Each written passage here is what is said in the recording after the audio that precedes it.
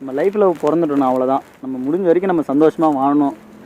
நம்ம வந்து இப்போ நிறைய இடத்த பார்த்துருப்பீங்க. Road, signal, bus stand, railway station நிறைய பேர் சாப்பாட்டுக்கு இல்லாமல் இது பண்ணிகிட்டு இருக்காங்க. கையேந்தி சாப்பாடு கேட்டுட்ருக்காங்க.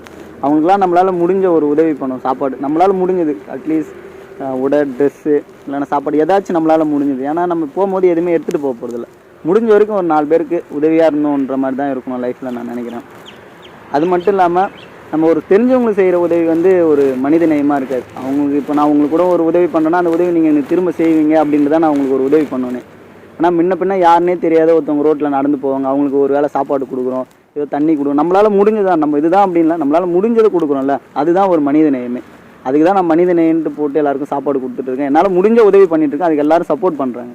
அதே போல் எல்லாருமே அவங்களால முடிஞ்ச உதவி எல்லாருக்கும் பண்ணிவிட்டு லைஃப்பில் சந்தோஷமாக ஆகணும். அன்பை மட்டும் பரிமாறணும் கேட்டுக்கிறேன். ரொம்ப நன்றி. இப்போ நம்ம மனிதநேயம் பூவரசனோட